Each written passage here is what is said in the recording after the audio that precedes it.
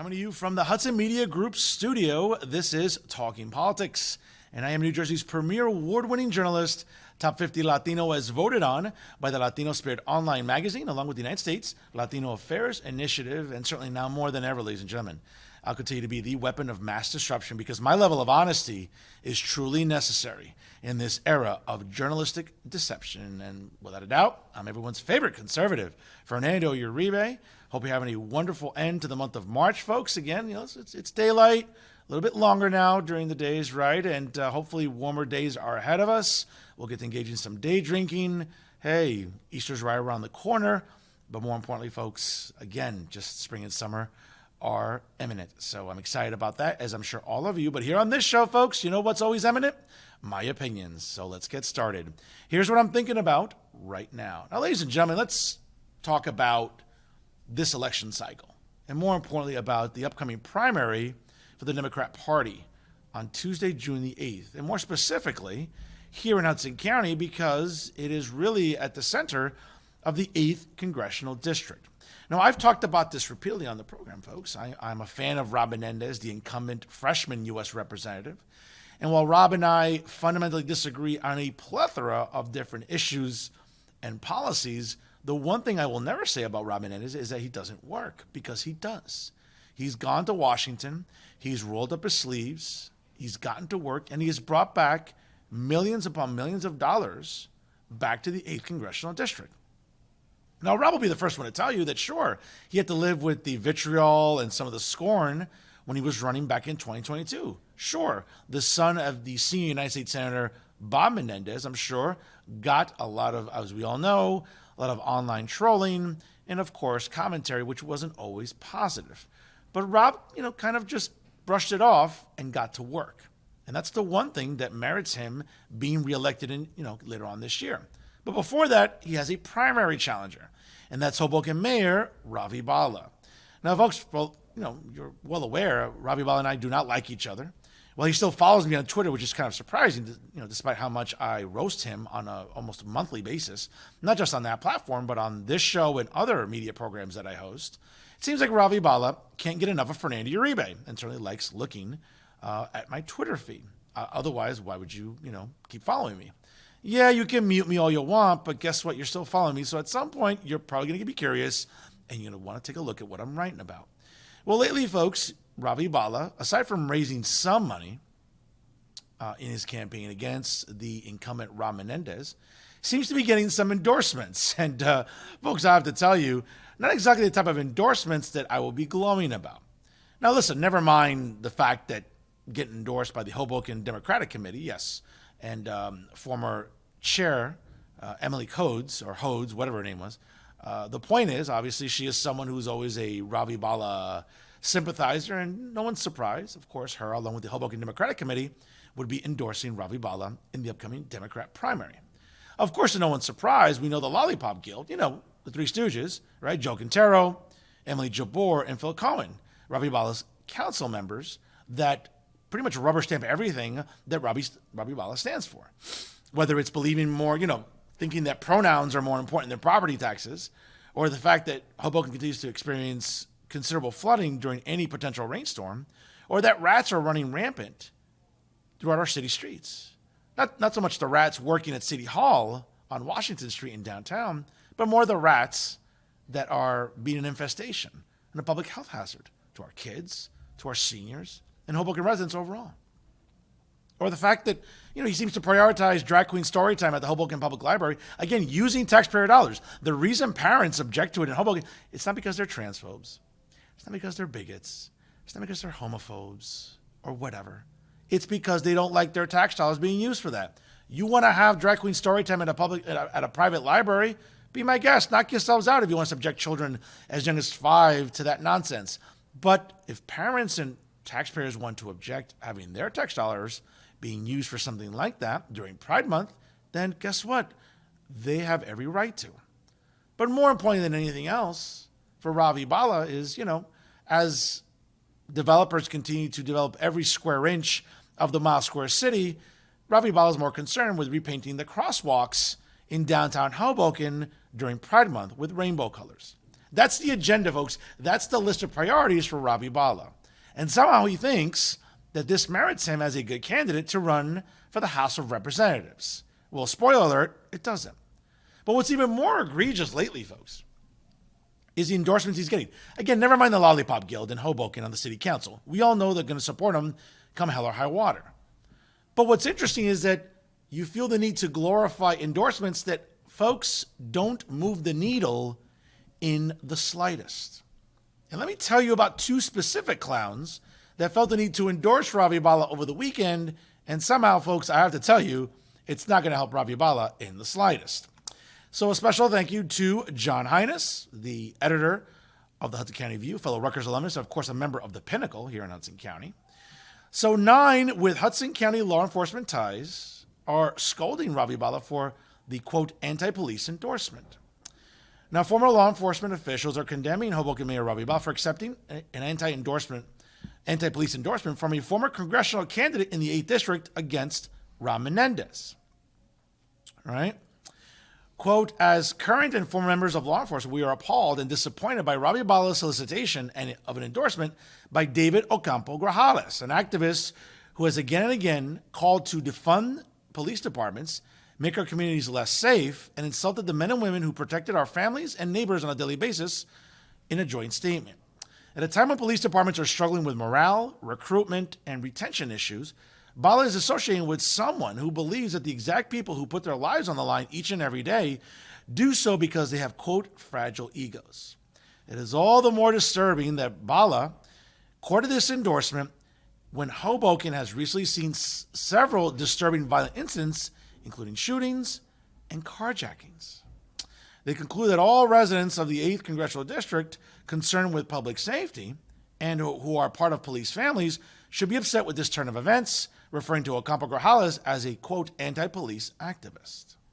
Now, Hudson County Executive Craig Guy, coincidentally a retired Jersey Police Department lieutenant, along with Sheriff Frank Scolari, County Commissioner Chairman Anthony Romano, a retired Hoboken police captain, along with Bayonne Mayor Jimmy Davis, a retired police Bayonne captain, Bayonne Councilman at Large Juan Perez, a former county sheriff and retired state trooper captain, Bayonne Councilman at Large Lloyd Booker, a retired Bayonne police officer, Jersey City Ward C Councilman Rich Borgiano, a retired Jersey police detective, along with Hudson County Sheriff Superior's FOP Lodge number 127 President Matt Fredro, and also the Jersey City PBA Association President Joe Castellani. Now, of course, folks, listen, I think we all know how I feel about law enforcement. I have been someone who has backed law enforcement from the beginning, going back to the summer of 2020, when everyone was about, oh, defund the police, as we were out, as people like David Ocampo, Grajales probably, and his ilk were out there looting and vandalizing and rioting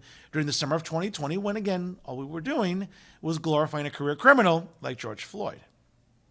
But, of course, don't say that to David, because he's oblivious to that. He was much more concerned about defunding the police and making sure that our cities and neighborhoods go to absolute manure and pretty much turn into feces. It's a family-friendly show, so I'm not going to say what I'd really like to say. But, folks, this campesino here, David Ocampo Grajales, along with Chiquitin, by the way, all 5 foot 2 inches of him, Hector Segura, another failed House candidate for the House of Representatives in the 8th Congressional District. It's interesting that these two, right, who coincidentally are champions for the Progressive Democrats of Hudson County, who work along with the executive board of the Progressive Democrats of New Jersey, folks, an intellectually bankrupt organization that advocates for, again, some of the most intellectually bankrupt policies you'll ever ask for.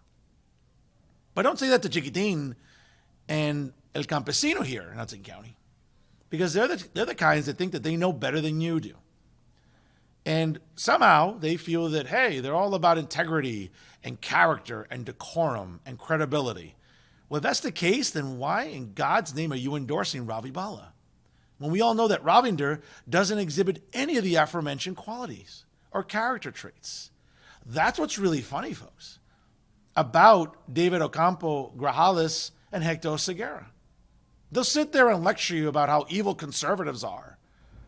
But, folks, if there's anything more evil, it's subscribing to policies that we know, again, because, they're both devoted Democratic socialists. And let's be honest, folks, they're communists too. Okay? As my grandmother used to say, my 102-year-old grandmother, God rest her soul, right? Always used to tell me, you know what? Not every Democrat's a communist, Fernando, but every communist is probably a Democrat. And you know what, folks? When you think of people like David Ocampo Grajales and Hector Oseguera, that comes to mind immediately. These are the same people that are screaming to the heavens about universal basic income, about defunding the police, about other woke policies that we all know don't work, that we all know, quite frankly, don't fit this congressional district. Now, again, if you want to believe in that sort of nonsense, move to Queens and have, the Puerto Rican princess, Alexandria Ocasio-Cortez, be your representative in the House. Okay? That insufferable woman who, again, doesn't know policy, loves to scream and bitch and moan, but when you ask her a tough question, she folds quicker than the New York Mets in October. But let's get back to Chiquitín and El Campesino here. Because what's interesting to me, folks, is that somehow Ravi Bala has gone out of his way to solicit endorsements from clowns like this. How, again, whoever's advising Ravi Bala, let me ask you this. Did you wake up one morning and just took one really bad bong hit and sat there and thought to yourself, having David Ocampo Grajales and Hector Oseguera endorse my guy, that's going to move the needle. And sorry, folks, it's not going to move the needle. If anything, it's going to turn people off. Because what we've seen about people like David Ocampo Grajales is, again, and I don't mind saying this out loud because I'm brown and I can say this. It's a typical campesino coming from, a bad situation, right? In Colombia. And again, I'm part Colombian, so I can say this out loud, folks. We're seeing what socialist policies and socialist leaders in Latin America are doing to countries in Central and South America.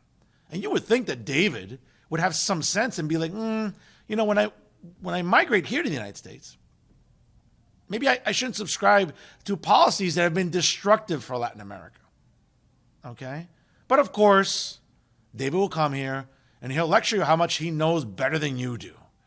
And Hector Oseguera, Chiquitín, again, all 5'2" of him, will go online, troll people on Twitter, Instagram, and Facebook, call me a racist or a xenophobe or a homophobe or a transphobe or a bigot. Because again, folks, here's the spoiler alert.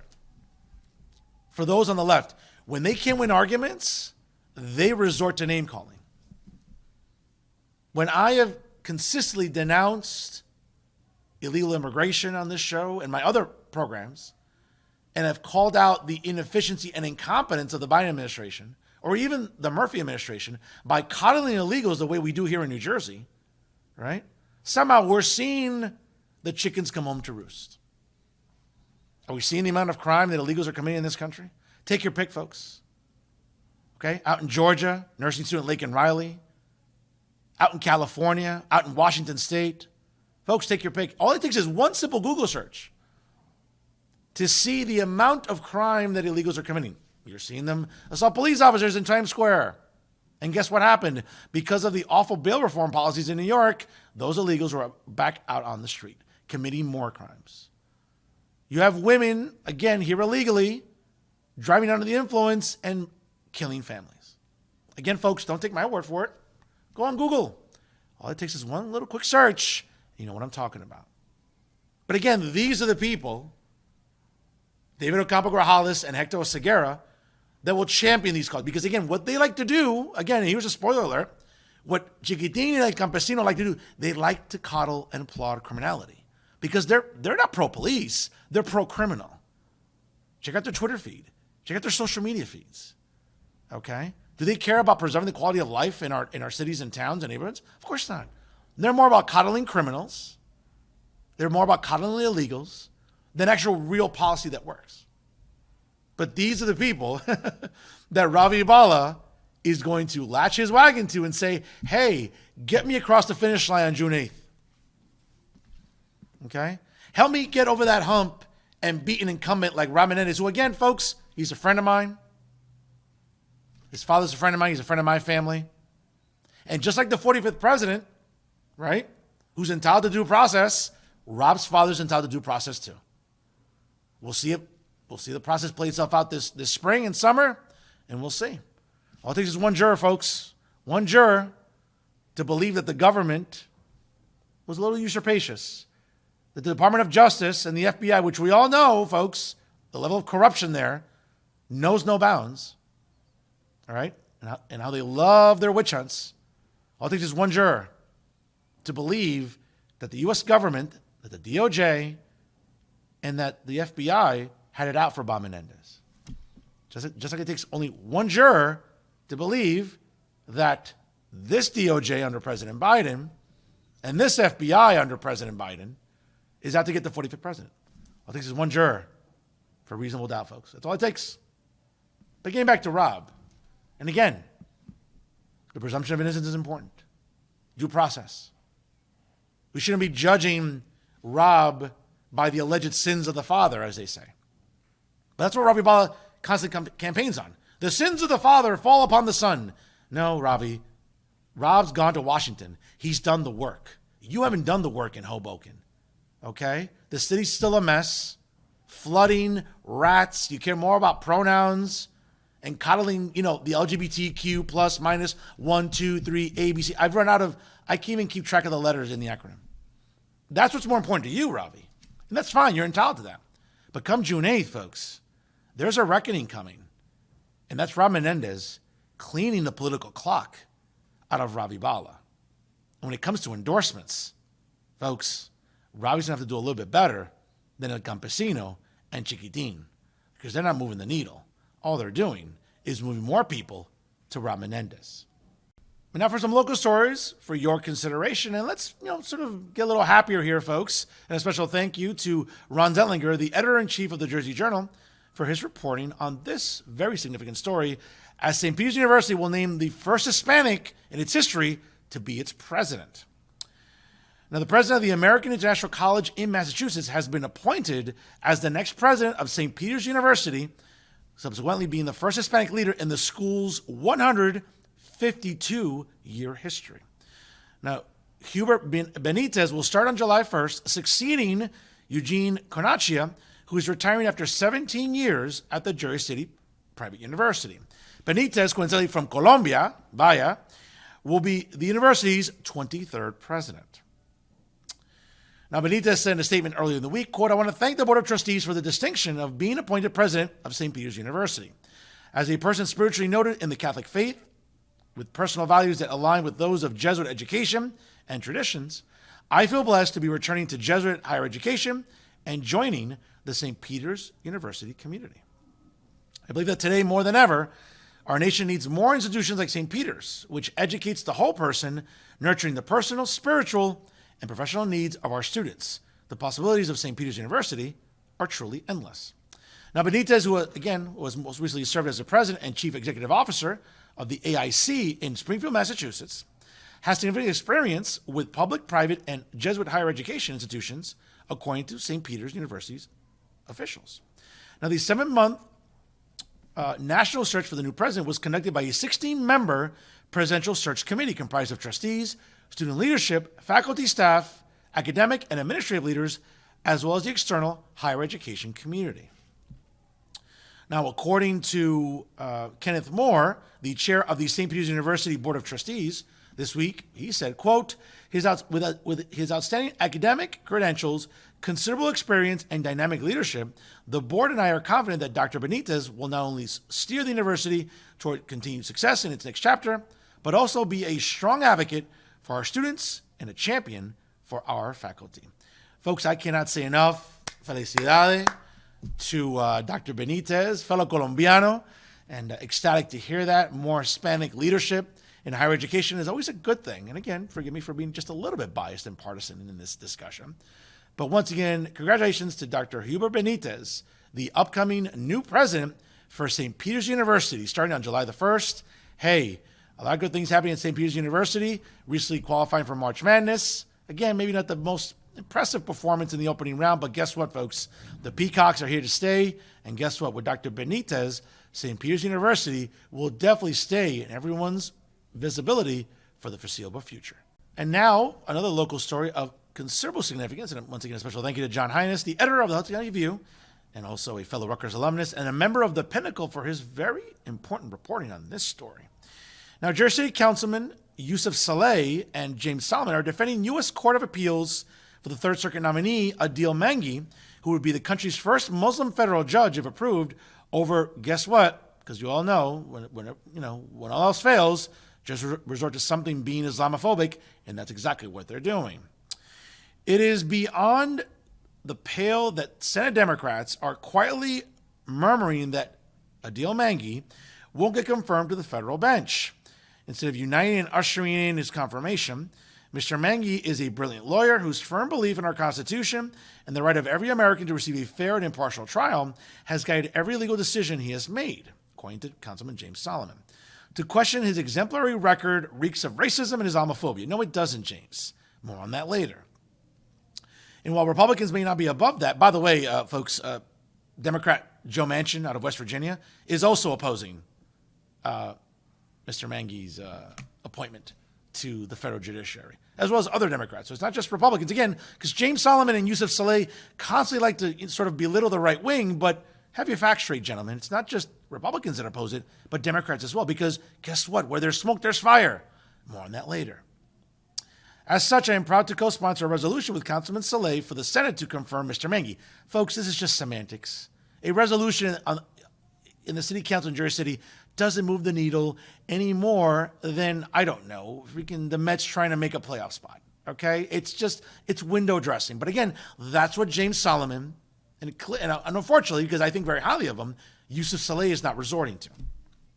Okay? It would be no better judge to champion the law in the Third Circuit than one of North Jersey's best. Now, yesterday, for example, U.S. Senator Catherine Cortez Masto, a Democrat from Nevada, was the first Democrat to say he would vote against Mangi's confirmation since he is an advisory board member with the Alliance of Families for Justice, as Reuters first reported.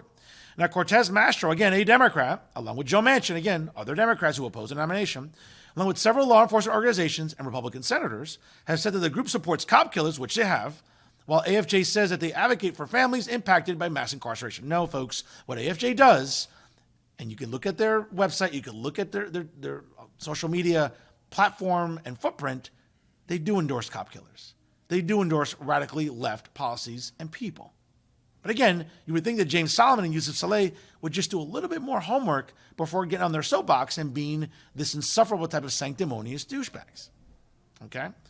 Now, in an opinion piece published Tuesday in the New York Times, wrote that Mangi is the victim of an Islamic-phobic smear campaign meant to divide Democrats, noting that, for example, U.S. Senator Ted Cruz asked him in December if he condemned Hamas, which is a viable question, don't you think? The Islamophobic attacks against the professionally renowned and respected Adil Mangi by a handful of gremlins in the Senate should not be tolerated.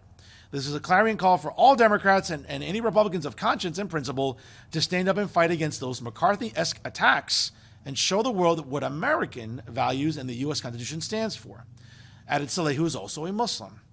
Quote, I am proud to co-sponsor this legislation with Councilman Solomon and defend Adil Mangi, one of the pillars in our Jersey City community, and especially in the field of law.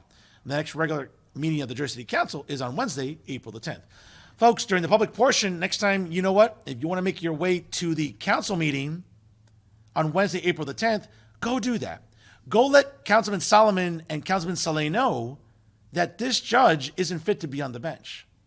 Okay? Because when you associate with radical organizations, you have to be held accountable.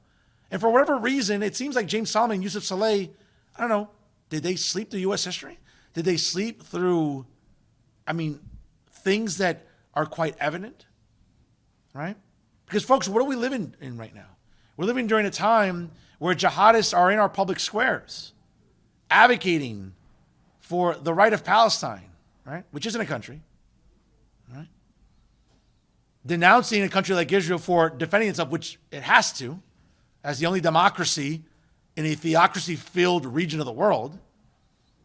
But somehow, all these jihadists marching in the street, whether it's in Hoboken, downtown Jersey City, or anywhere in Manhattan or the five boroughs, tearing down Israeli flags, right? Being anti-Semites on our college campuses. Folks, take your pick. In a time when anti-Semitism is on the rise, James Solomon and Yusuf Saleh are more concerned about a Muslim judge who has clear ties to radical organizations. That should tell you everything you need to know about the priorities of Yusuf Saleh and James Solomon. Never mind the fact that James Solomon also endorsed Ravi Bala over the weekend. Folks, we want to talk about bad judgment? Folks, it continues to be atrocious for people like James Solomon. So to James and Yusuf, no, folks, no one's an Islamophobe, no one's a bigot, no one's anti-Muslim. What we are, especially people like me, are anti-radicals. And the last thing we need are radicals in the federal judiciary. It's not just Republicans that oppose them, but it's also Democrats. And at a time when many Democrats in Washington seem to embrace radical left ideology and policies, good for those handful of Democrat senators that don't want to endorse this. You know, James and Yusuf, maybe you should follow suit as well. Finally, folks, as we wrap up the month of March, and again, Easter is right around the corner, I want to remind you all that coming up on Friday night, April the 26th, at the world-famous Lolita's Mexican Cantina located in North Bergen on River Road, I'll be hosting the 2024 edition of Memories Matter to benefit Alzheimer's New Jersey. Now, Alzheimer's and dementia is ravaging countries not just really here in the United States, but all around the world. And more specifically here in New Jersey, families, friends, colleagues, neighbors, anyone you know probably has someone suffering from Alzheimer's and dementia. And while there isn't a cure just yet, Alzheimer's New Jersey is a wonderful organization providing resources for families that are affected by this horrible illness. Folks, once again, mark it on your calendars for Friday night, April the 26th at Lolita's Mexican Cantina, which is located at 8900 River Road in North Bergen, New Jersey, with all proceeds benefiting Alzheimer's New Jersey. We'll have wonderful music by DJ Ziggy Roman, outstanding prizes during the raffles, of course, a 50-50, and of course, we're asking for a $20 suggested donation upon arriving.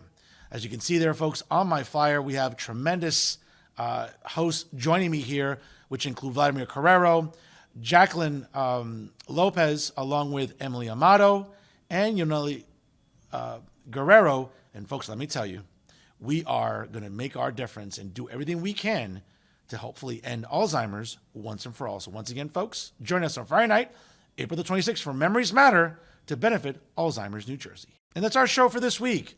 Once again, to check out all the excellent programming brought to you by the leader in independent media right here in Hudson County, the Hudson Media Group, please go to their websites, www.hmgtvshows.com, along with www.livestream.com/hmgtv.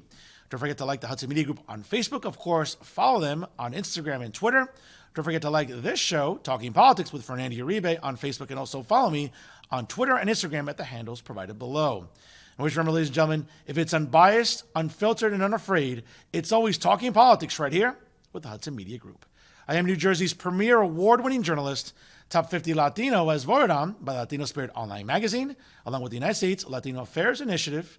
And certainly, folks, now more than ever, I'll continue to be the weapon of mass disruption in Garden State media, because my level of honesty is truly necessary in this era of journalistic deception. And of course, I'm everyone's favorite conservative. That's right, folks. It's me, Fernando Uribe. Have a wonderful Easter weekend, folks. Please party responsibly. Enjoy the time with family and friends. Hey, paint some Easter eggs with your kids, with nieces, nephews. Hey, look after the elderly, folks. Please party responsibly. And I'll see you next week here with the Hudson Media Group for another edition of Talking Politics with Fernando Uribe. Have a great one, folks, and thanks for stopping by.